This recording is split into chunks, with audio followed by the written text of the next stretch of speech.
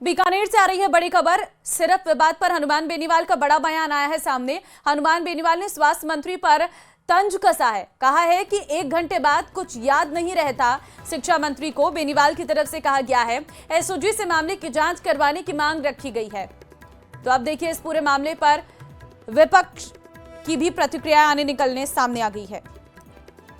खांसी की दवाई जो सिरप आती है वो प्रतिबंधित कंपनी की दवा पिला दी, जिससे सीकर में बच्चे की डेथ हो गई। धौलपुर, बांसवाड़ा, जोधपुर, वहाँ भी सीरियस है बच्चे। डॉक्टर कितने बच्चों को पिलाई गई, सैकड़ों बच्चों को, और डॉक्टर बेहोश हो गए। स्वास्थ्य मंत्री हमारे नागौर से आते हैं, लेकिन 1 घंटे बाद क्या कहते हैं उनको खुद ही याद नहीं रहता, भूल जाते हैं वो लोग। तो मेरा ये था कि इस मामले की एसओजी जांच करे, उन लोगों को गिरफ्तार करे, दोबारा ऐसी घटनाओं की पुनरावृत्ति नहीं हो।